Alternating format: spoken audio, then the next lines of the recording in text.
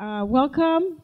Thank you so much. We had a great opening last night with Barbie and Paul Schulich, who told their story, and they are really true examples of living the slow living principles. It was sort of, for me, sitting there, listening to them, it was like winning the lottery, because here is a true example of when my team got together 6 years ago and had many sessions of formulating our mission and so forth.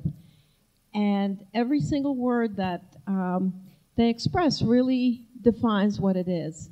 And what we're trying to do with slow living is, you know, you can't be an entrepreneur, you can't do move mountains without moving fast. But the whole idea of slow living is to slow down and take care of yourself and take care of your community and take care of others. And instead of extracting from the community, it's about giving back. And clearly we all like to live well, but the people around us should live well as well. So that's what it's all about. And we're so glad to see all of you here and learning, and maybe if you can take that back. And the Schulichs definitely went through many years in their life where that a few bumps, but they never forgot to give back, and they still don't. And from what I know, they're also incredibly good to their workers and their community. So I just want to welcome you to the River Garden. Those of you who weren't here, just wanted to mention that our Parade and Festival is our fundraiser for all the good work we do year-round. The kitchen that you just enjoyed some breakfast from 2 days ago opened. A lot of renovation happened here thanks to USDA for very low mortgages and a couple of very nice grants. The kitchen is going to be used for something we call farm-to-table apprenticeship program. We're a very successful program. Our last cohort, we had 12 people with limited means, and they're all now working 6 months off welfare, doing very well, and we're very excited. And by hook or by crook, we're going to have another cohort starting in July, and our vision is to have 3 of these cohorts. And really what I hope is what we're doing is teaching people about nutrition, about decision-making, job skills, providing them with skills that this kind of program will lend itself to other industries as well, because it's very successful and it's very inexpensive to put on in comparison to some other things. Downstairs, we're going to launch in September our Wyndham Grows, which is to scale up small businesses that support farm and food. If you've got any great ideas, please come and talk to us. And without much ado, I'd like to introduce you once again to Shanta Crowley, who is the coordinator and mover and shaker who put this thing together. Thank you, Shanta.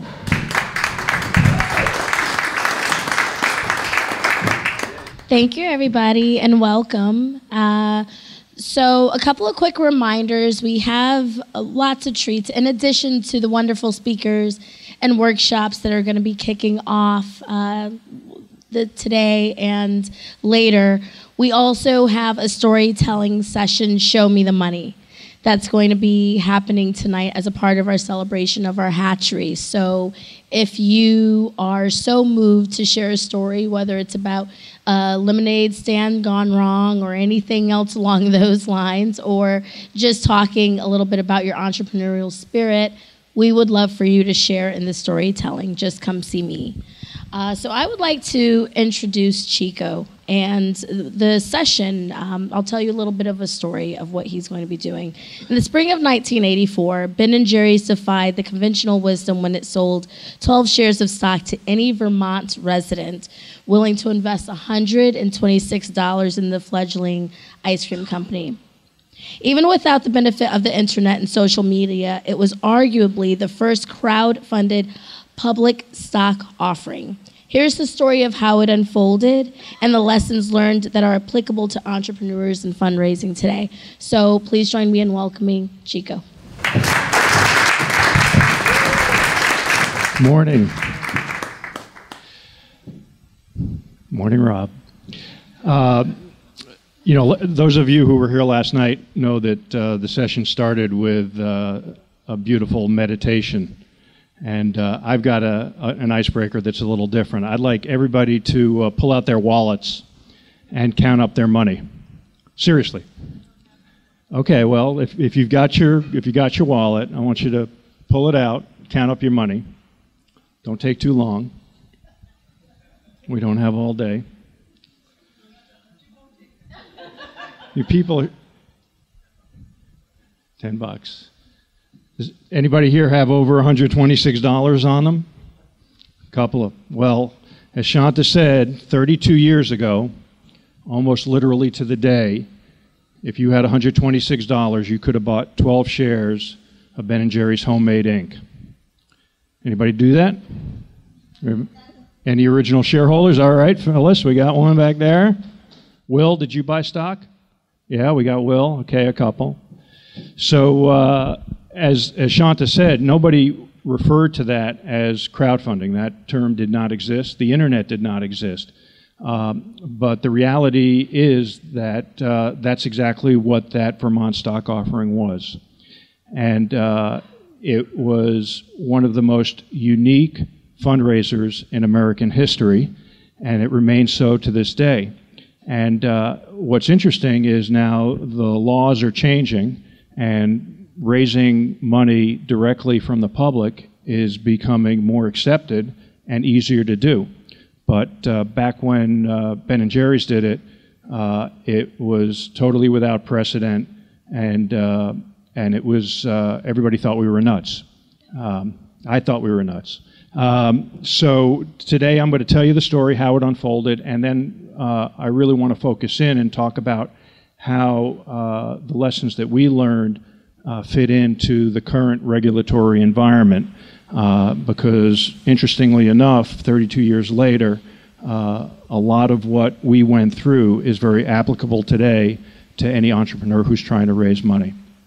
So first thing I'm going to do is take you back to 1984, and the first slide, that's actually the second slide. The first slide didn't show up for technical glitch, but it was a picture of Madonna, because in 1984 Madonna was parading around in a wedding dress singing like a virgin on MTV. Now the second slide, that was the #1 movie in America. Third slide, it was Morning in America. We all remember that. The president that was the end of his first term and the beginning of, he was running for a second. And if you had money in the bank, you were earning 10% interest on a 1-year CD. Hard to believe. That was 1984. In 1984, get the next slide. That's a picture of Ben & Jerry. That's 6 years after they opened for business in the original gas station on the corner of College and St. Paul. That's Ben on the left, Jerry on the right. Interestingly, today, Ben has shaved his beard and Jerry has grown one, but that's how they looked back then. And, you know, they didn't make, you know the myth. They weren't making any money in the gas station. It was too cold to sell ice cream in Vermont, even when they ran the Pops of Biswee promotion, you know, the penny off per Celsius degree below zero winter extravaganza. Still weren't selling enough ice cream, so they began to wholesale the product, first in 2.5-gallon tubs, and then in pints to the restaurants, and first in 2.5-gallon tubs to restaurants, and then in pints to the supermarkets and grocery stores. Next slide, please. That's picture me. What's the most obvious thing? You know, Carnal pointed out it's the fact that you can foresee the future on my hairline. But if you look real closely at this, you'll see in my left hand I've got a giant general ledger, my right hand a #2 pencil, and on my desk I've got a calculator. 1984 is before PCs were out. They were actually just coming out, but you know, Ben & Jerry's did not have the money to buy a PC. So IT at Ben & Jerry's in those days consisted of that calculator, a copier, and we had one of those IBM Selectric typewriters that had that white self-correcting ribbon.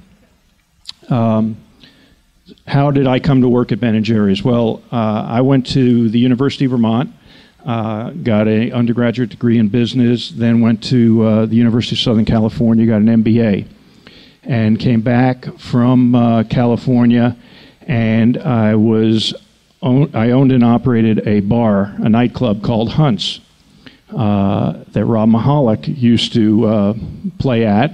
He used to run our open mic, but Hunt's was right around the corner from the gas station, and I have to go by it twice a day on my way to the bank. And Ben, Jerry, and I worked out a free trade agreement, not just free trade but fair trade. And so the deal was that I could go up to their place and I could get free ice cream. They'd scoop me free ice cream, and they could come down to my place and I'd let them in without paying a cover charge. So my first year at Ben & Jerry's, I joined at the end of 1982. My first year was 1983. By coincidence, that was the first year they made any money. Next slide, please. Nope, back one. You've gone too far. Back. There it is. World headquarters, Ben & Jerry's world headquarters. This is 3,000 square feet of rented space on Route 7 in South Burlington, out behind the car dealerships. Our offices are behind that garage door, which obviously no longer opened up. And Ben's office was up top. You know, he had 2 air conditioners there because the clearance height on the ceiling was just over 6 feet, and there were a couple of beams that you had to duck under when you moved from one end of the office to the other. And as you can see, we didn't have much room, so we stored some equipment outside. My desk was behind that soda fountain on the left in the corner. Next slide, please. That's our staff. Bert and Ernie did not work for Ben & Jerry, but for some reason they showed up that day, and that was an occasion enough for us to shut down the production line, get everybody out, and take a picture. Next slide. All right, so this is our manufacturing operation. Everything that we made ice cream on in those days was vintage. You know, the ice cream freezer that was putting out ice cream at 100 gallons per hour, Ben & Jerry picked up at a dairy auction, and it was so old. It was called the Old Commander. It was a Cherry Burrell V1D called the Old Commander, and it was in the hallway at this auction, and it wasn't even listed in the catalog. And at the end of the auction, Ben & Jerry went up to the auctioneer and said, "Well, what about that?" And the guy laughed at him and says, "Well, give me $100 and you can have it." So that's our manufacturing. And as you can see, we literally were filling pints by hand. It's hard for me to do this holding the mic, but you know, after the ice cream's coming out of that pipe in a continuous flow, 100 gallons per hour. Althea there is filling it up. When it reached the top, she'd pull it away, scrape it across the top of the pipe, and come up behind with her other hand with another pipe to catch the flow. She'd slide the pint that had just been filled down, and there'd be a capper there throwing caps on them. They'd invert the pints, every other one, so they would nest together. There was a chute. They'd put a plastic bag on it. They'd slide 8 pints into the plastic bag. It would roll through a shrink wrap tunnel and come out the other side, and then a runner would run it into the freezer where they'd spread it out on the floor so that it would harden, because you needed the air circulation around it, and the next day they'd restack it. So in 1984, we had just entered the Boston market, mostly selling in northern New England, Vermont, New Hampshire, Maine, just entered the Boston market. Boston was going to be a real test for us, whether we could compete head-to-head against Haagen-Dazs, which was the leading brand of super premium ice cream. And the thinking was that if we could succeed in Boston, we could then take the show down to New York and go on from there. This manufacturing facility had reached its capacity. So we're in early 1984.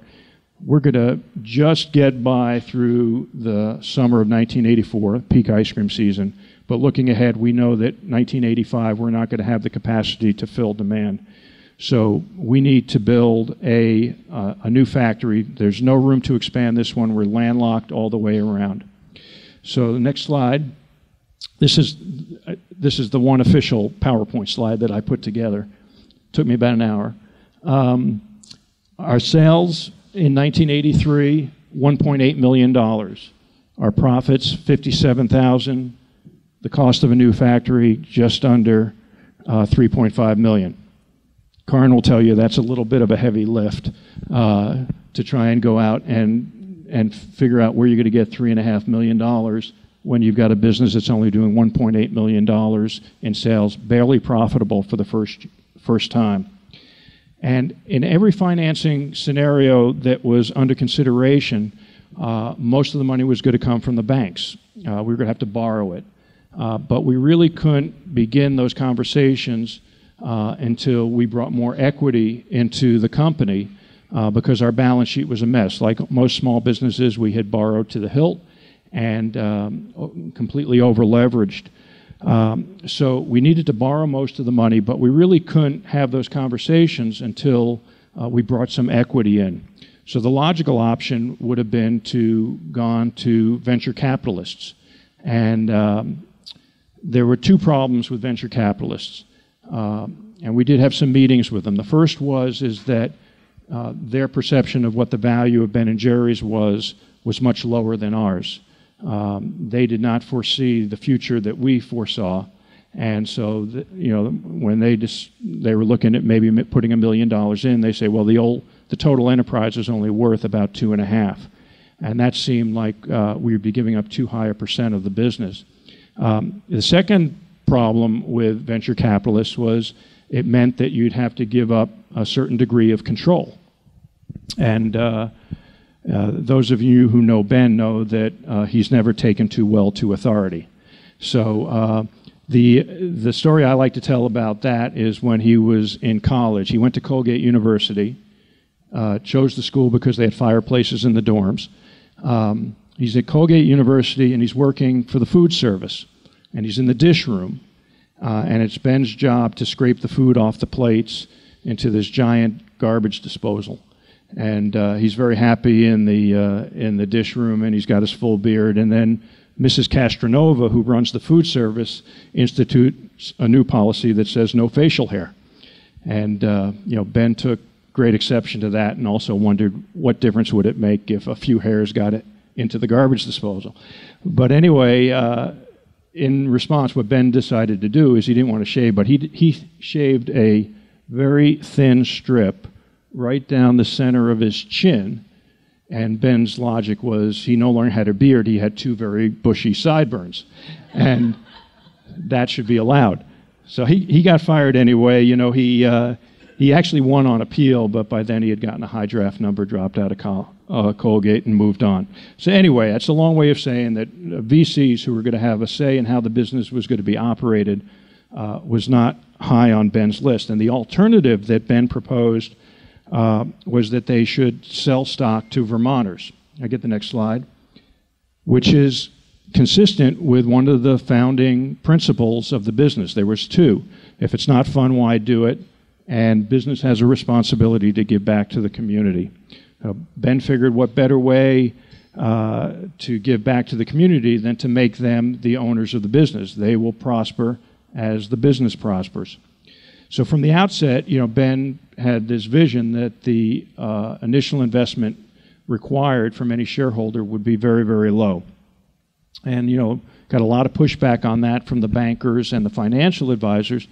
They thought it was going to be very naive to try and raise serious money necessary to build that factory in $100 increments.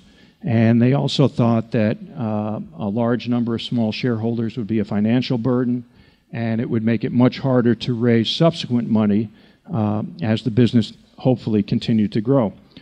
Ben was not persuaded at all. He thought 1,000 small shareholders would be great. He thought they would be a marketing advantage. He thought it would reinforce the brand's image, and he even thought that 1,000 shareholders would do what he and I would do whenever we went into the supermarket, which was straighten out the pints and make sure that they had Heath Bar Crunch. So the question, of course, was this idea even possible? I get the next slide. Well, Ben's idea that this was possible was based on a conversation that he had with this guy. This is Harry Lance, who was the securities administrator for the State Department of Banking and Insurance. Now, Harry was a thespian. Janet, you're a member of Lyric Theater. What production of Lyric Theater is this? Do you know? Anybody recognize the character? It's not Death of a Salesman. That is Henry Higgins from the 1989 production of My Fair Lady. You know, Harry was a star. He was also Tevye in Fiddler on the Roof. So anyway, this being Vermont, Ben drives down to Montpelier, unannounced, no appointment, shows up at Harry's office and says, I want to sell stock in Ben & Jerry's to the people who lined up to buy ice cream at the gas station. And, Harry listens, and he's, he doesn't dismiss his outhand, and he actually gives Ben this copy of the Vermont Securities Act. This is the actual copy that Harry gave to Ben. He says, well, there might be something in there. And in fact, there is this exemption to federal securities laws that says that if a business is operating and doing business in Vermont, that it can sell stock to residents of Vermont. You don't have to register with the SEC. That's the big advantage, the in-state stock exemption. But initially, Harry takes the position that the offering can't be self-underwritten. The company can't sell the stock directly to the public. It needs to have a broker-dealer involved. So Harry gave us two options. First option is, he goes, well, Ben, you or Chico, you can go down to Boston. You can take the 6-hour NASD Series 7 exam.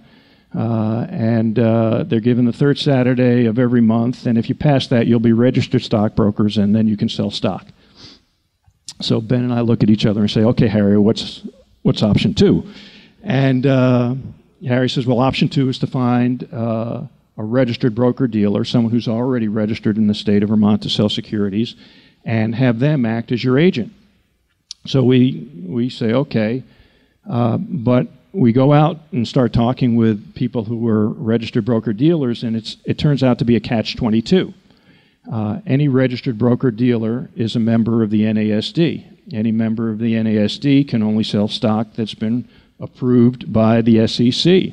So you go around, and in fact, if you're required to use a registered broker-dealer, then the Vermont exemption does not, in fact, exist. So we went back to Harry, and he conceded the point, and he said, "Okay, I will register Ben & Jerry's as stockbrokers for purposes of selling your stock." And had he not made that concession, he had not made that decision, the Vermont state offering never would have happened. So we're now registered stockbrokers, and the next step is to develop the prospectus or offering circular. And not yet. This is our copy. This is the copy of our prospectus. And this is actually my copy. Again, I've got all these historical artifacts. I know it's my copy because it says Chico's copy right on it. And just to be sure, I put Fred in parentheses. So it's 40 pages. And it's got a subscription form in the back, and it's got an affidavit, because people had to certify that they were, in fact, Vermont residents. If we had sold stock to even one person who wasn't a resident of Vermont, the entire offering would have been void. And, the prospectus has all the usual things that you would expect in it. It has descriptions of the business. It talks about how the proceeds are going to be used. Has brief bios of the management. I'll read you Ben's bio here. It says, Mr. Cohn first became involved with ice cream in 1968 as an independent mobile ice cream retailer with Pied Piper Distributors, Hempstead, New York, during the summers. He ran around and he drove the ice cream truck and rang the bell and sold to the kids. that was his background. And he did get promoted and started doing warehousing, inventory control. And then he spent 3 years as a crafts teacher at Highland Community, Paradox, New York, residential school for disturbed adolescents, and then he went on to Ben & Jerry's. So that was the bio of the president of the company that we were asking people to invest in. We had audited financials in there for 1 year. Our financials had a qualified opinion because the auditors that I had hired when I got there had not observed the year-end inventory in 1982. And sometimes you can, through other means, you can, ascertain what the inventory was, and our auditors could not. There was no way that they could go back. They said, we've tried, but there's no other way, because, creativity at Ben & Jerry's in those days was not limited to product development. And we were also able to include some projections, and there was a disclaimer with the projections that said no representation is made or implied as to the accuracy or completeness of such estimates, projections, or assumptions. It would have been just as accurate if we had said we made these numbers up. We have no idea how much ice cream we're going to sell 5 years from now.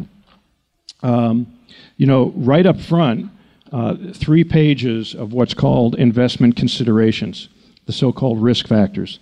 The first one was high risk. The common stock offered by the company hereby is speculative and involves a high degree of risk.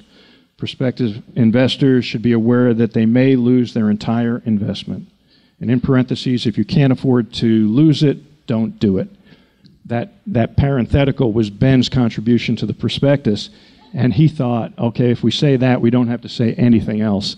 But the lawyers and Harry came up with 3 more pages of risk factors why putting your money into Ben & Jerry's was going to be a mistake of epic proportions.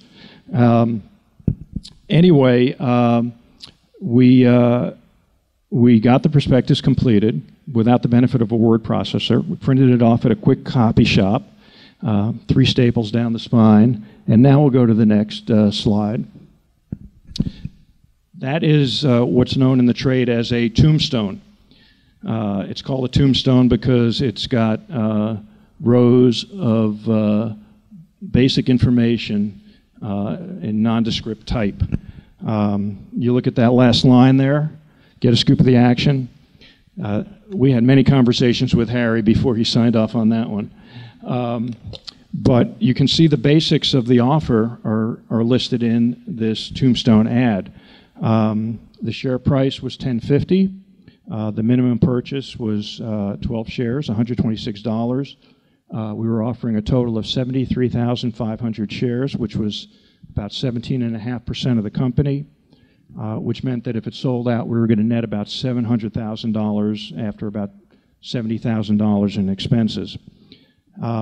We set the valuation for the business at about $4.4 million, which is not quite double what the VCs had estimated the company was worth.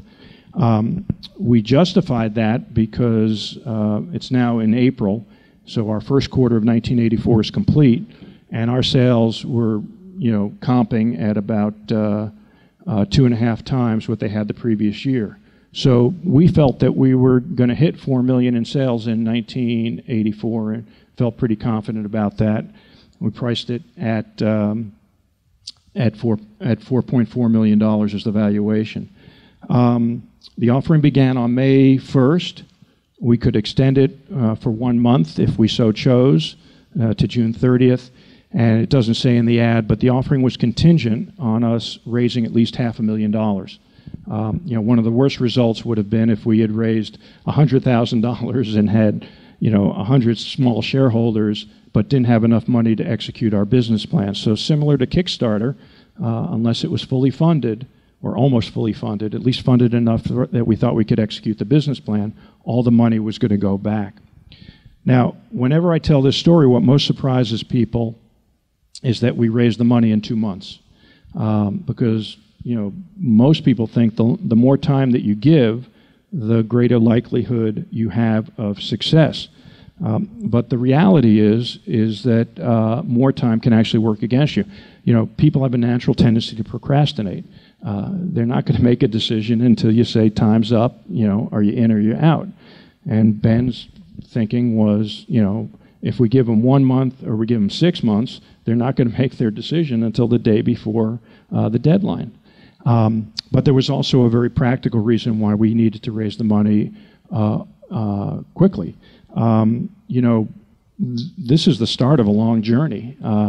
It's April, and we need to secure this, but then we still need to get the banks to lend us, you know, $2.5 million. We need to design the factory. We need to go through Act 250 and get all of our permits. We need to hire a contractor. We need to order the steel, which has an extremely long lead time. And we have to get in the ground and pour the foundation before winter, because concrete doesn't freeze that, it doesn't harden that well if the ground is frozen. So we said, you know, if we're going to fail, we want to fail fast. And plan B would have been, of course, to go back to the VCs and said, well, after second thought, maybe the business only is worth $2.5 million. Marketing the offering. It's April 30th. We're registered stockbrokers. We've got our prospectus printed. We're ready to market the stock. Now, in a typical IPO, those tombstone ads, they don't show up until the offering is already sold out. In the bizarre world of financing, you don't advertise to actually sell the stock. You advertise to tell people what a great job the bankers did selling the stock. Meanwhile, they're quietly selling the stock to their best customers and their institutional investors. Of course, we needed the ads to actually work. We needed the ads to prompt people to call the Ben & Jerry stock line and say, you know, I want to invest in your company. So we put the ads in all the local papers, and we typically put them with the movie and TV listings, sometimes with the comics, because we figured that's where they'd be most noticeable. We also put out a press release, and then by miracle, articles appeared the next day. Now, again, no internet, no social media, no email. The editors of the media are the gatekeepers, and you're at their mercy. But you know, this ties back again to Ben's idea of the low minimum. We thought this was going to be a story that the Vermont press could not ignore because it was such a fanciful story. It was like those old Mickey Rooney, Judy Garland movies. You know, let's put on a show.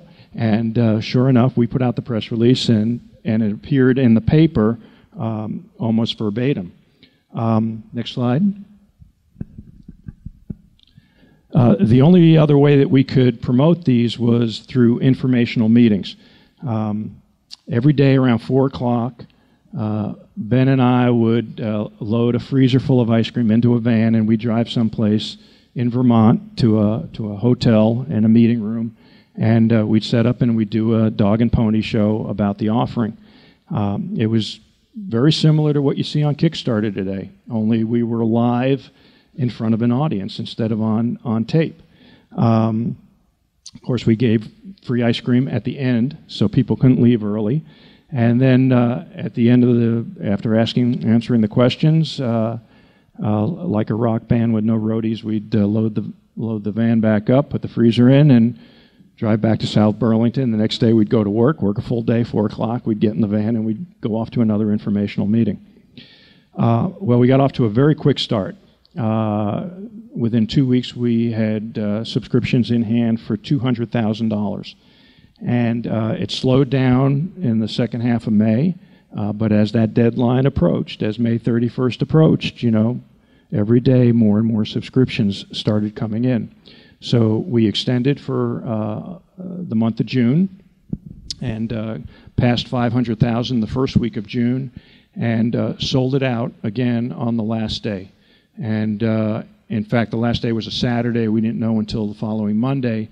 And as it turned out, the offering was oversubscribed. We had to return money to about 100 individuals. One-third, about 1,800 people purchased stock in that offering. Well, we estimated it on the back of an envelope, and we said that's one of every 100 Vermont households. That's the myth that has gone on, and I think it's fairly close to being true. One of every 100 Vermont households was now a shareholder in Ben & Jerry's. One-third of those 1,800 bought the minimum, $126. There were only 73 people who invested more than 1,000. And almost all of those bought 100 shares for $1,050. Only 73. Now, the largest investment we got was $21,000. Excuse me while I look like Marco Rubio here. The largest investment was $21,000. Came from the poet and the writer Kenwood Elmsley. Does anybody familiar with Kenwood? He lived in Calais, in Poets Corner, is that how you pronounce that? Do I get that right? Calais? And he invested $21,000. So two very interesting things about Kenwood Elmsley. The first is he was the grandson of Joseph Pulitzer, known today, for the Pulitzer Prizes. He was the publisher of the New York World. But what you might not know about Joseph Pulitzer is he probably ran the very first successful crowdfunding campaign that was ever conducted. This is in 1885. He raised $100,000 from 160,000 people, subscribers to the New York World. 3/4 of those people put in less than $1, and he raised that money to build the granite base upon which the Statue of Liberty was placed in New York Harbor. The Statue of Liberty was a gift from the people of France, but it didn't come with the base. And, very similar to politics today, it wasn't clear where they were going to put it, and no one had the money to, erect the base. And Joseph Pulitzer said, I'm going to figure this out. So Kenwood had crowdfunding in his DNA. The other interesting thing about Kenwood, next slide, please. He wrote the score for this Broadway musical, The Grass Harp. You probably have never heard of The Grass Harp because it ran for 2 weeks and then closed. But there's a great song on the original score, and the song is called I Trust the Wrong People. Kenwood wrote the words for that. Now, I just watched Carly Fiorina make a total, and she has a much more beautiful voice than I do, but I am going to sing you the opening chorus of I Trust the Wrong People, and I'll apologize in advance.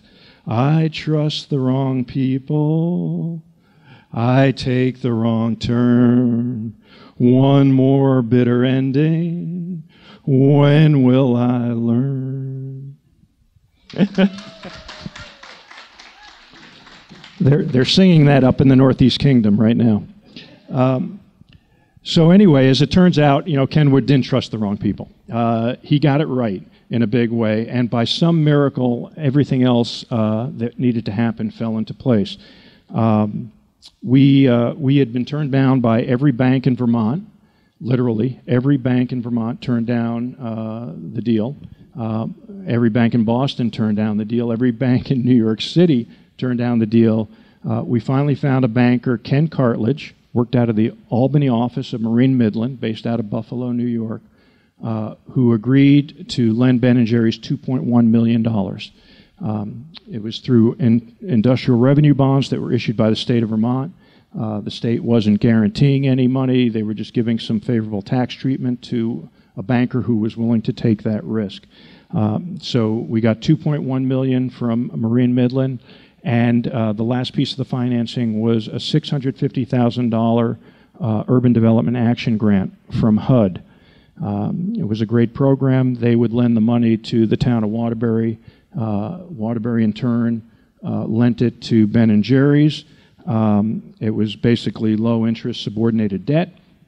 And the beautiful thing about it was that when Ben & Jerry's paid back the town of Waterbury, they got to keep it, and they could, in turn, relend it to other businesses. So it became this revolving fund that generated a lot of really good economic activity. So next slide, please. We began construction. We did get in the ground, not quite before the snow flied.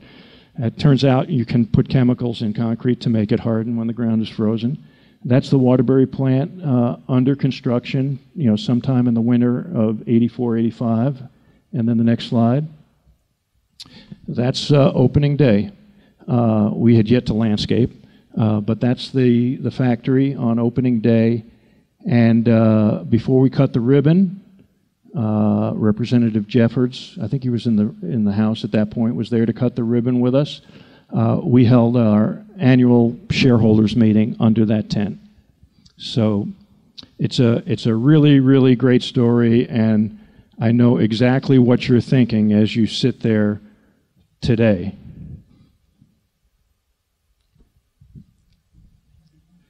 You are not the first to have had that thought. So let me finish by before you get all excited about raising money the way Ben & Jerry did. Let me tell you a little bit about how I think what we did fits into the current regulatory environment. There is good news, as I said earlier, and as you all probably know. The regulatory environment is changing, both at the federal level and also at the state level. They have made provisions that make it very possible to raise funds directly from the public. The Jobs Act, which was the federal law, Title III, the regs for Title III, which is the section of the law that covers crowdfunding from so-called unsophisticated investors. Unsophisticated meaning they don't have high net worth, they don't have high net income. Those regulations take effect next month in May. So you're going to see companies online raising money, and per federal regulations, individuals are going to be able to readily invest in businesses like Ben & Jerry. The other kind of advantage today is that there's the internet, there's social media, there's means to communicate directly to the public that Ben & Jerry's did not have at the time. So it's much easier to state your case. You don't have to go through the editorial gatekeepers at the newspapers. And the third advantage, although most people don't think of it as a positive, is that CDs are not paying 10%. You can't put your money in the bank and make a 10% return, and that kind of gets people saying, well, where else can I put my money? How else can I get a decent return? But those are the pros. There are some obstacles that are going to be in the way, I think, of as direct public stock offerings become more readily used. I think some of the obstacles are going to come into clearer focus. So what are those? Well, the first is the reality that despite the great success of Ben & Jerry's, most of the people who invest in startups lose all their money. That's just the way it is because the majority of small businesses fail.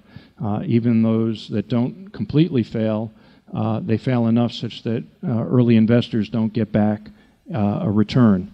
The second real obstacle to direct offerings like what Ben & Jerry's did is these investments have a very limited liquidity. You can't get your money out once you put it in. We've become a nation of day traders. We're all used to going online, opening up our accounts at E-Trade or Schwab. A few clicks, we buy and sell. Well,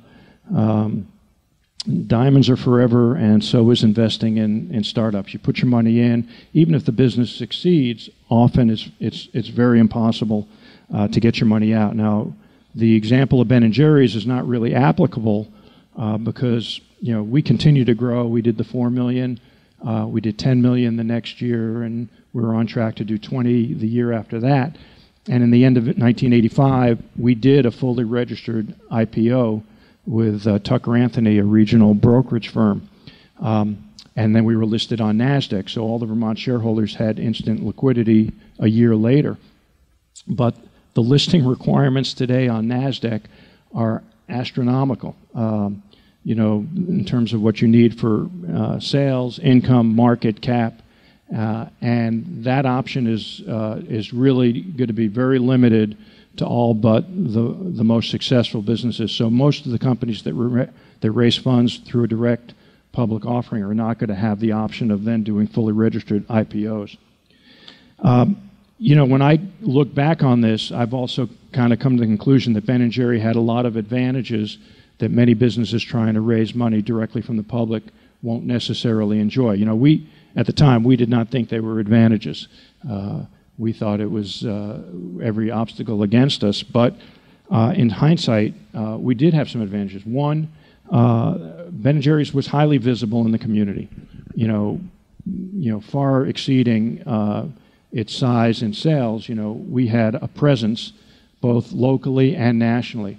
I didn't go into it here because it's a totally it's another story that could take an entire presentation. But at the same time this was going on, while we were trying to raise the money, we were fighting with Pillsbury, which owned Haagen-Dazs, running our "What's the Doughboy Afraid of" campaign.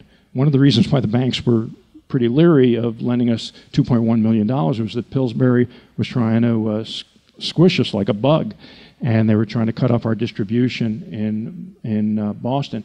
But we were getting tremendous publicity. There's an article in the New Yorker by Calvin Trillam, cover story in the Boston Sunday Globe magazine. So we had a presence, and people could see that there was something happening there. Our product was also had been widely sampled, and it was easy to understand. You don't have to explain to anybody what ice cream is. No instruction manual required. And our business plan was really easy to understand. We're selling in northern New England and Boston. We're going down to New York, Philadelphia, and Washington, D.C. There's more people down there than there are up here. If we could sell ice cream up here, we can sell ice cream down there. Our sales are going to increase. That makes sense. And people said, oh, yeah, okay, I understand that. Peter Lynch, who was this legendary mutual fund manager, used to run Fidelity, Magellan, the Magellan Fund for Fidelity. He wrote a book, and his philosophy was you should invest in what you know. If you were a customer of a company and you liked their product and you'd go to their stores and you'd see other people buying their product, that was something that should say, well, maybe I should buy some stock of that company. Ben & Jerry's was perhaps the quintessential investment for people who wanted to follow Peter Lynch's advice. I think the biggest advantage that Ben & Jerry had was that no other company was trying to raise money the same way we were at the same time. This is a really, really critical point. The vast majority of the people who bought Ben & Jerry's stock did not have the stock picking prowess of Warren Buffett. They weren't given 100 opportunities and asked, okay, pick the one or two that are going to be successful and they're going to work. They were given one opportunity, and the choice was, are you in or are you out? And you compare that to today, when all of these businesses that are going to be trying to raise money directly are going to be aggregated on these online sites, and they're competing against each other. So you could go on CircleUp, which is one of the sites that has been, under the Jobs Act, has been focused on sophisticated investors. But you can go on CircleUp, and there's a dozen frozen desserts. So if you go to CircleUp and say, oh yeah, I heard about this frozen dessert company and it sounds really good, And then you get there, and there's 11 others, and you're going, well, they're not all going to make it. I mean, there's only limited space. It creates seeds of doubt. So I think it's a much more competitive environment today. There's a lot of people trying to raise money the same way. So what do you have to do? You have to think about how you're going to distinguish your offering from all the other people who are trying to raise money the same way. And you can't just focus on the numbers and try and make an economic argument. The primary motivation that most of the people had who invested in Ben & Jerry's was the emotional connection that they felt with the founders and their offbeat way of doing business. They wanted to be a part of that. And we made no secret of that. We at these informational meetings, we went through the numbers. That was my part of it. And, we do our stick. And then, Ben would get up there and says, well, okay, well, that's great, but, we're going to have these shareholder meetings under a big tent, and we're going to be scooping a lot of ice cream. And, Jerry is going to take this sledgehammer, and he's going to smash this cinder block that is balanced precariously on the ever-rounding bare belly of Habini Ben Kohini, the noted Indian mystic, and it's going to be a great show, and you're going to want to have a front row seat for that.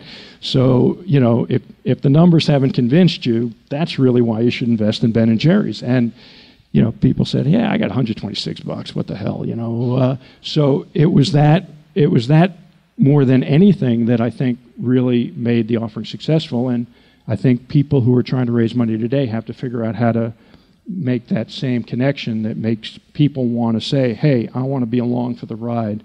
This is going to be fun. Well, as you know, Ben & Jerry's ride as a independently owned, publicly traded company came to an end in 2002.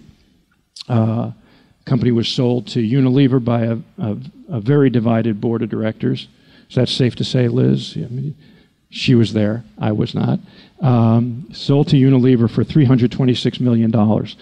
And nobody knows, it's literally, it was no way to determine how many of those original 1,800 shareholders still own stock in Ben & Jerry's when that transaction transpired. But if you had been an original shareholder and you had purchased the minimum, 12 shares, $126, 18 years later, factoring all the splits, not including all the ice cream that you would have gotten, your investment from $126 was then worth $4,697, which factors into a 22% annual compounded rate of return, which even Bernie Madoff would be proud of. But as impressive as that return, that financial return was, it was really the joy and the satisfaction that the shareholders felt from being a part of one of America's least likely entrepreneurial success stories that really provided the greatest return on investment. And when you think about it, the reality is that from that perspective, it's continuing to pay dividends to this very day. So that's my presentation, and I'd be happy to open up for questions and have a conversation with you about this aspect of Ben & Jerry's or any other aspect. And there are some other people here who know a lot more about Ben & Jerry's today. Rob Mahalik, who's going to be presenting later today. Thank you.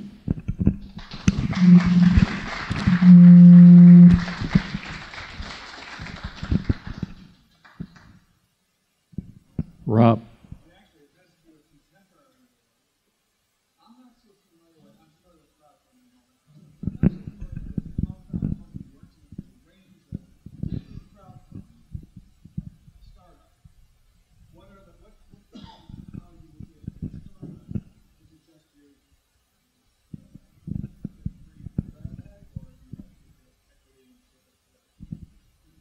Well, what's happening, the evolution was really from Kickstarter. Kickstarter was essentially, give money to a startup or a business and, basically get some sort of favor in return, some free meals or just good karma. Basically, sometimes people fundraise and they say, we're doing something nice, just give us some money. And there was no ownership. What the Jobs Act did was basically say, taking Kickstarter to the next step, and it basically said, no, a business can sell equity. It can sell ownership of the enterprise to people who are willing to fund it. And so, yes, at first, the Jobs Act only covered, you were only allowed to make investments if you were an accredited or, I hate to use the word sophisticated because it denigrates people who don't have net worth and say you're unsophisticated, but accredited investors, and they're defined as people who have net worths of over $1 million, I think a net income of $250,000 or something like that. With the intent of that, from the government's perspective, is saying we only want people to invest in these risky investments if they have enough assets so that they can lose all their money and they're not going to lose the house.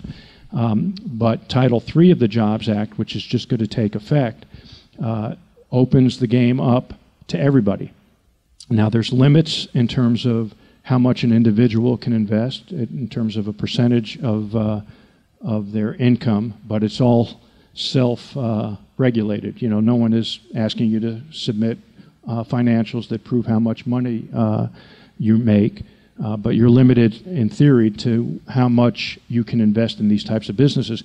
There was a lot of debate, once Congress passed this act, how the SEC would implement it and what regulations, because the SEC wants to protect the investing public. It wants to allow legitimate businesses who are trying to raise money the opportunity to do that, but you can very quickly see how people could be sold a pig in a poke, and people could paint a real story, and people could say, oh, that sounds good, and then it turns out not to be what was presented. So it's going to roll out. I think the way it's set up is they wind up going on these aggregated websites, so there's kind of a bit of a middleman for the most part, although I think you can do it directly. I'm not entirely sure. And then Vermont has some regulations too that apart from the Jobs Act that allow you to raise the money. You can only have so many shareholders. If you get to a certain a number of shareholders, then the regulations kick in, and then you have to start providing audited financials to the SEC. So that's why I say if a business is planning, future equity raises, the crowdfunding provisions are probably not the way to go. But a business that needs an infusion and then can, fulfill its mission, it's an interesting concept. There's, as I understand it, 35 or so states who have intrastate direct public offering frameworks. Is that what was used by Ben & Jerry's? Well, it's a matter of some debate as to whether there's actually anything in that Vermont statute that specifically authorized what Ben & Jerry did. It's really an exemption to the federal regulations. The federal regulations basically say that our federal laws don't cover offerings from a business in a state, and if it's sold strictly to residents of that state. There is some language in the Vermont offering that kind of echoes that, but that was the premise. And literally, interesting story, Jerry, who at the time was living out in Arizona on a bit of a sabbatical, he still owned a significant portion of the business, but in support of the Vermont offering, he subscribed to some shares, and our lawyer caught it. And if the lawyer hadn't caught it, we would have sold stock to somebody who wasn't a resident of Vermont, and it would have voided the entire offer. But sorry, my question was though going to be, so that's been on the books for a long time, this direct public offering. Can you or Karn or anyone else here sort of give us a sense of how that has been used over the last 20, 30, 40 years in terms of the percentage of capital raised? Must be small. And can we do any projections about where we might be going with this new authorization? Well, I'll let Karin answer after I don't think it's been used much at all, and the whole, what's really encouraging about this is now they're basically, with the access to online, they're allowing you to market these offerings in a way that they never used to do before. I mean, I didn't mention this, but one of the guiding principles of the prospectus is no declarative statements. Basically everything is prefaced by says management believes, or it's the opinion of management. And I think now you can go much further than that. You still have to have the disclosures. But Karin, you want to take a crack at? So you used Rule 147, right? Which is the SEC rule that allowed for intrastate public offerings, and that's a federal exemption, right? And if I'm correct, very few companies have used a similar offering structure across the country. I think Costco actually did at one point. There was also something called a direct public offering, which is a little more complicated, and maybe they used that. So it was incredibly creative for Ben & Jerry's to do that. The new ruling that goes into effect is very different than that. But I think, Will, you were referring to something even different than that, which is that the VSBO offering in Vermont. Okay, you were referring to the DPO, right?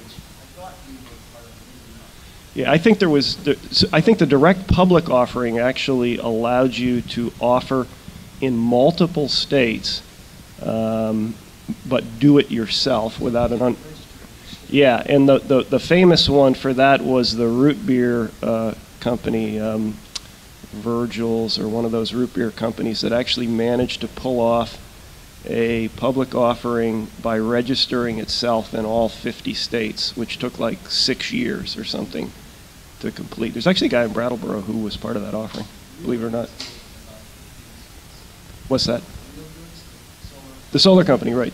Yeah. I think Annie's Foods did something of a direct offering, and they promoted it on their packaging.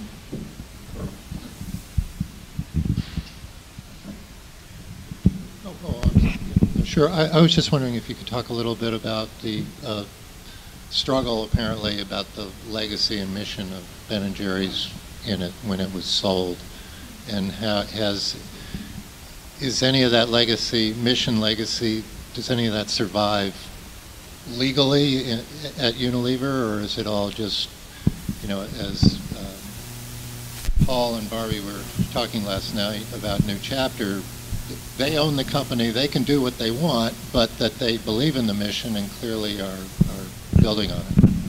I'm going to introduce Rob Mahalik, who in another lifetime used to sleep on the floor of my apartment. It was a short period of time, but boy, it was a great floor. Hardwood floors. Those were the days. So interestingly enough, in the room we have the original social mission director, Liz Bankowski, who was also a member of the board of directors, and quite, I guess, I was very lucky to be able to come back to the company in 2006. I had left it for a little while. I'd been with it for 10 years, left it for a little while, came back in 2006.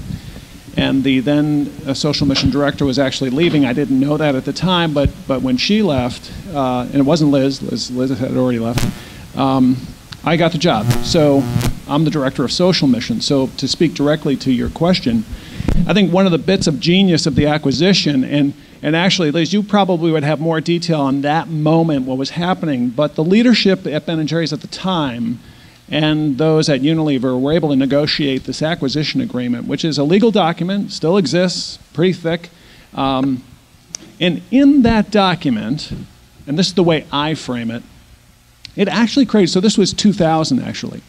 In that document, in a way, it created the first super benefit corporation, because what it did was it created an independent Ben & Jerry's board of directors that would have the ownership of the social mission and the essential brand equity, which you would think as product quality, the innovation and all that. So that board actually has legal standing to challenge Unilever at any time that Unilever might take Ben & Jerry's off its mission. And so in a way, it created this incredible intellectual détente that nobody really wanted to take to the full degree.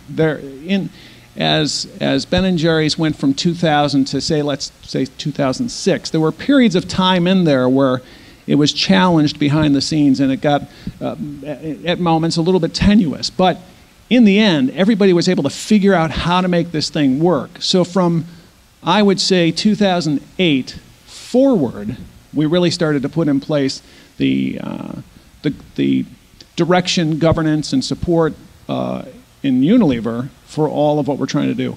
So the key was, and it was interesting because I was thinking of Paul and Barbie last night. They were talking with the Procter & Gamble thing, and actually Liz would know more about this too. Maybe we should bring the mic over there.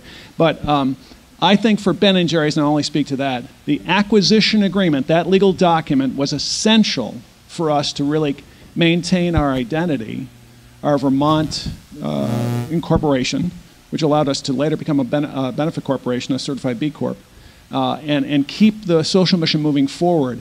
And while there was a period of time in the middle there, I would say from 2004 to 2008-ish, where we kind of weren't doing a lot, and we weren't so inspired with what we could do with the social mission to take it forward. From that point forward, we have done a lot. And actually, I've got a breakout session. I know you probably want to go to a bunch of different breakout sessions, but I'm going to cover a lot of that in the breakout session because we are now doing an extraordinary amount of initiatives in the social mission at Ben & Jerry's and really taking the bar up higher. So, yeah, sometimes I wonder in my life how I came to have these credentials of having participated in the sale of 2 iconic Vermont companies to 2 multinationals. My children sometimes remind me, weren't you a progressive activist at some point? But it is interesting. I chaired the board through the Procter & Gamble transaction with New Chapter, and I was personally involved with the Ben & Jerry's transaction. In the Ben & Jerry's transaction, the legal documents contained unprecedented protections for the mission and values. You know, again, in both instances, and what we've seen with all the brands we've loved since, people are aware of the strength of these brands. And the whole commercial marketplace is moving more towards the concepts of social value that these companies represented, especially Ben & Jerry's. It now has a recognized value in the marketplace. So that is a very important part of this. There wasn't any debate about it, but you know, at Ben & Jerry's, it was so different from what anybody was doing that the board actually has a legal right of action if things got crazy. And over time, it's all kind of reached a really harmony. The current CEO is, you know, he's way out ahead on carbon and on everything else. And Unilever, as a global company, has the premier reputation. And one thing I learned in that process is where we were doing a lot of wonderful small things, trying to change our packaging, trying to make an impact, they, with one fell swoop, were impacting water issues and other issues. With Procter & Gamble, I had hoped we could have the same conversation about could we write in. It just didn't work for the process of going through that transaction. It just didn't work. But as Paul and Barbie said, you know, they also understood what the brand, they understood you cannot, death by 1,000 cuts to brands is something we all know happens. And I think both corporations sort of understood you got to be careful about that. So in the New Chapter, Procter & Gamble is the sole shareholder of New Chapter. New Chapter remains just as it was. They haven't, you know, taken out the backroom functions. They haven't changed a lot of that. They've made some change in sales. So, you know, that's the story going forward. But the Ben & Jerry's, I'm still a trustee of the foundation. Unilever, in the story of the public offering, Ben wanted 10% to go to philanthropy at the foundation, and the people writing it up said, no way. Like, what was the maybe 1% or 2%? So they went to 5%, and then they compromised at 7.5%. Those grants, I say, basically go to troublemakers. If you're not a troublemaker, don't ask us for the money. In all these years, Unilever has never once called us on any of them. I mean, they've never once called us on any of these grants, many of which have been very, very provocative. And they allow that. There's a formula where they provide the funds for the foundation, but it's independent. So, you know, I think there is a success story there. Yeah, just as a point of clarification, the foundation, the Ben Jerry's Foundation, was set up in that 1985 offering that we did with Tucker Anthony. Ben donated a significant portion of stock that was sold as part of the offering, and the funds went to the foundation. And it was disclosed in the prospectus that it was the company's intent to donate 7.5% of its pre-tax profits to the foundation going forward. And the investment brokers, as Liz said, you know, well, Ben was started at 10%, but the investment brokers were concerned. We were disclosing it because we wanted anybody who bought the stock to have that understanding that that's how the company was going to operate. And the brokers were concerned that if you did that, then people would not buy the stock. We also marketed that stock by putting stickers on the pint that said, "Scoop up our stock." Yes. Hi, my name's Eric. I lead Slow Money Vermont. We've got a Vermont Food Investors Network project that's the portal for food businesses to use the Milk Money Vermont crowdfunding platform that works with the Vermont Small Business Offering, which is part of what we've been talking about, the way Vermont businesses can raise money, including equity capital or convertible debt, various forms, from Vermonters primarily. That regulation has been tweaked within the last couple of years. It's administered through the Department of Financial Regulation. Currently, you can have, and this is my understanding, people can correct me, an unlimited number of unaccredited investors who can put in up to $10,000. The total raise can be up to $1 million. If you have audited financials, it can be up to $2 million. And my understanding right now is that you can have a small number of out-of-state investors as well. So if you've got like the proverbial rich uncle in Florida, they can put in some money, but the lion's share of the investors do need to be Vermont residents. But also, the Vermont Department of Financial Regulation has been in communication at a minimum with their colleagues in New England to work towards interstate capacity for that. And I'm not sure exactly where that stands right now and what's possible, but I just felt like it would be helpful for people to understand in Vermont what is possible as this National Jobs Act starts to come online. Yes. Why did, back in the early 2000s, when this was all being negotiated, why did Unilever agree to, what was the leverage or what was the incentive for Unilever to agree to these, whereas it sounds like Procter no. Well, I think they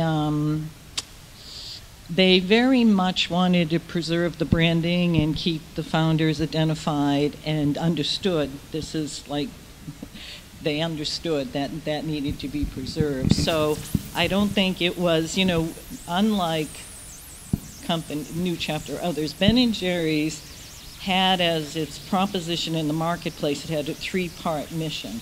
It would make great ice cream, it would look to have a good return for its employees and shareholders, and it would include a concern for the community in its day-to-day business decisions. It wasn't like, and we'll do philanthropy, we did that too. But that was when you started this, that's what went out there. And so Ben & Jerry's kind of created, what does that mean to include a concern for the community in your day-to-day business decisions? So I think as part of the negotiations around the company and the brand, of course you were going to talk about that, and how do you protect it? So the advisory board that works on, the board that exists is responsible for that part of the mission. They don't oversee the business part of the mission in the sense of sales. They work on, is the company fulfilling that? So I think it was so essential to the success that having it negotiated, you know, New Chapter, it just didn't come up in the same way. As you remember last night, much younger company, and you know, the whole proposition of the products they make speaks for that. They explained it to you very well last night. So if Procter & Gamble, looking at that company, as they said, felt they wanted to get into this space and they wanted to deal with the product that met their requirements. So it was given that they weren't going to do anything to mess with the formulations. There was endless discussions during the time we were talking to different suitors about that. So, so I think it was just two very different situations, not a conscious decision in the new chapter case not to, just different propositions.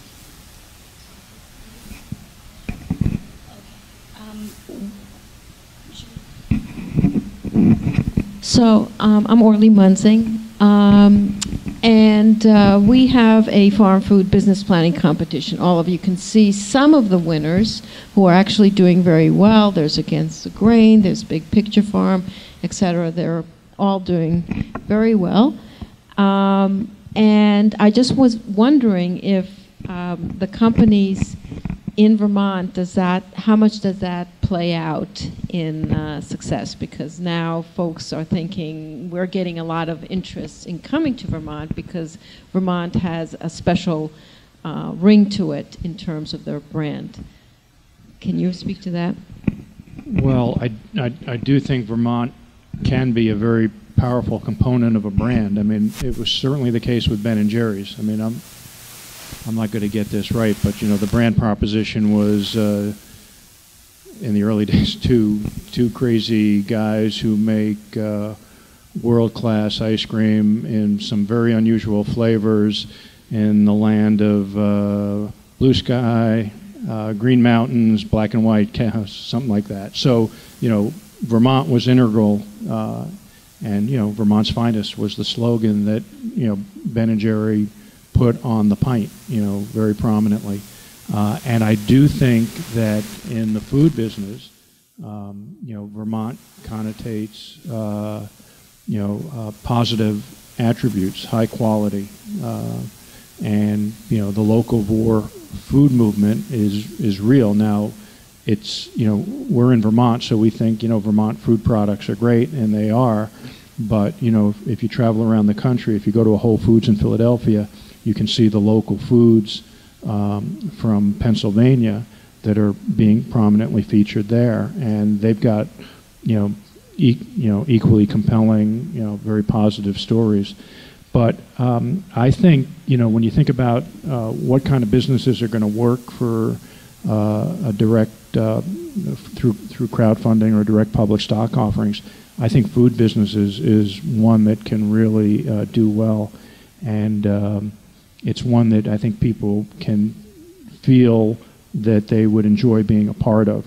They can relate to it easily. They can understand the business easily. So, you know, my expectation is that a lot of these businesses, you know, if they need, you know, not millions and millions of dollars, but if they need, you know, hundreds of thousands to kind of elevate their business and commercialize it and maybe take it to the next level, that I think funds will be potentially available to them through the network of investors that are out there. I'm Shel Horowitz, and I use you folks as an example. Tomorrow, my Impossibles to Dare talk has 3 slides about Ben & Jerry's.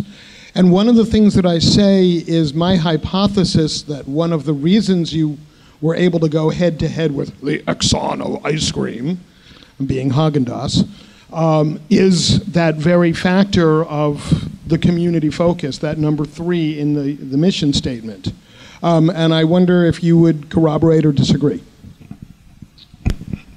Well, there's a lot of reasons, I think, why the business was successful against Haagen-Dazs.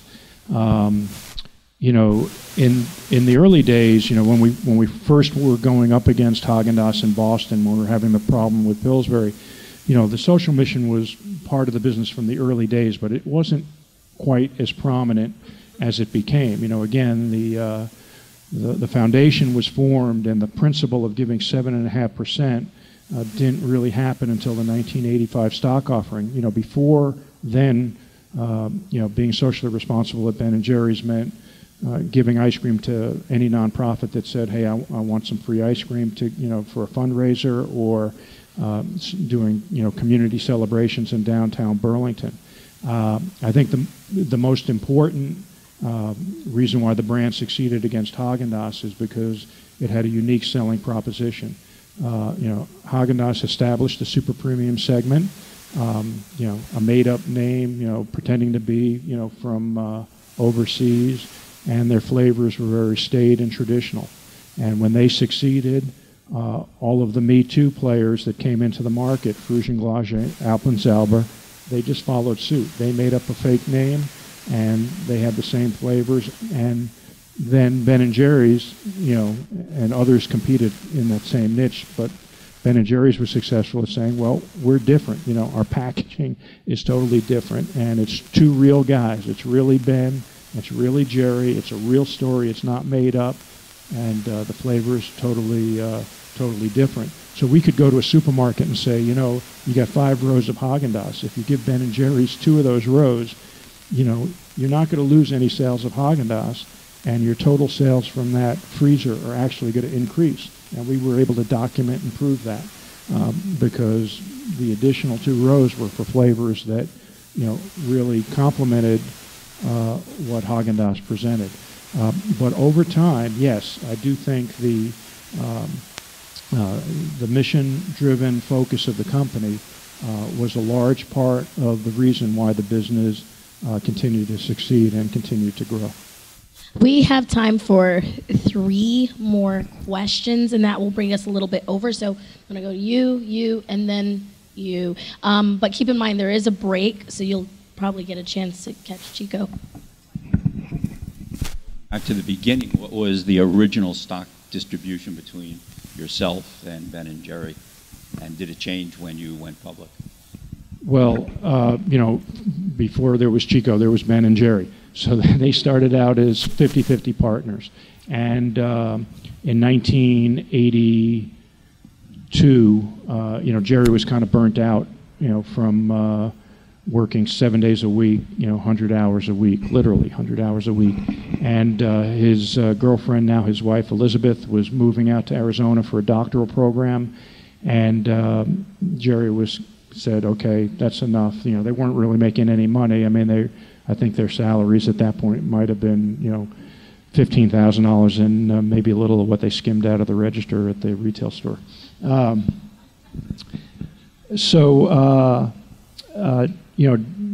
They actually considered selling the business at that point, and they listed it.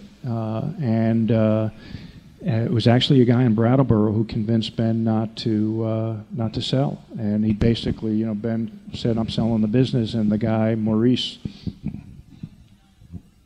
the original owner of the Chelsea Diner, he says to Ben, well, why are you selling? It's your baby. And he says, well, it's become a big business. And Maurice said, well, you can run it any way you want. It's your company. And so Ben thought about that, and he decided not to sell it. And that's when he said, well, if I'm going to keep it, I got to find someone to help me run it, help me manage it. And that's when I became the general manager and joined the company. I bought my ownership interest in before the Vermont offering when there were friends and family raises. I sold my nightclub. I put all my money into it and got my mom and my stepfather to put a sizable chunk in, and it all worked out very well. So, okay. I think I heard you say that Ben & Jerry's doubled within a year. Maybe you did that more than once. What can you say about managing a company that keeps doubling? Well, it's a challenge. And, at the same time that we're trying to raise all this money and we're trying to design and build a plant, not knowing really a whole lot about anything to do with construction, the business is doubling in sales. We grew from $1 million to 1.8 to 4 to 10 to 20 to 32. And, I'll give a quick plug. I got 6 copies of my book, Ben & Jerry's The Inside Scoop. It tells all of the travails and the challenges of running a business and trying to manage a business through that kind of growth. But it's incredibly challenging and incredibly difficult. In some ways it's good because it covers a lot of sins. When you're growing really fast, the growth, you can't hire people fast enough. And but eventually, it catches up with you. It caught up with us, and you go through these periods of having growing pains. But we never really had a deep swoon.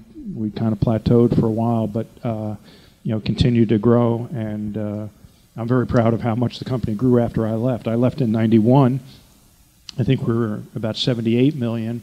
But my successor, Chuck Lacey, cookie dough came out, yogurt came out, and I think the business within 2 or 3 years was up to 130 million.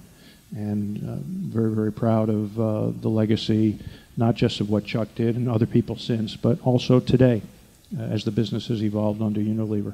Still very, very proud to have been a part of that business at the start, and feel that what Rob said, it really is true to its mission under the current management with Yostein and his team. Chico, I wonder if you could speak a little bit about the right brain, left brain management team dynamic that must work, I think, for most successful businesses, believing that you probably were more the left brain with the calculator and trying to keep things on track and whatnot. So a lot of businesses think that a Ben can be all you need to make it work. What about the balance to that, and how was that a challenge for you to be effective in that role? Well, my book, really goes into that, but you're exactly right. I mean, and Ben and I had a great working relationship in our earlier years. It got a little strained, mostly when Ben decided he didn't want to work as actively in the business, but he still wanted to have a lot of input into how the business was run. It was easier to take Ben's advice when he was in the trenches with us, and he was equally responsible for the results. It was a little harder. I used to describe it as Ben and the board throwing hand grenades over the fence. But you need that balance, and Ben was smart enough to realize that when Jerry was leaving, that they did need to kind of professionalize and get serious about their finances and manufacturing. They were all self-taught, and they figured a lot of stuff out. I knew nothing about making ice cream, but I knew that you had to figure out, okay, here's everything that went in terms of ingredients and in labor, and here's what came out. So here's what your cost of goods is, and does that make sense, or where are our efficiencies? It's really, I think the thing that really distinguishes very successful entrepreneurial businesses are the ones that can make that transition and find that working relationship between the people, the creativity. You don't want to ever suppress the creativity that somebody like Ben brings to the business, but you do need to filter that with the reality of how a business operates. So it was kind of my job to sort through everything that Ben wanted to do, and find the gems and kind of talk them out of the ones that were maybe not great ideas. And we had some very good go-rounds. I think that's it. So thank you very much.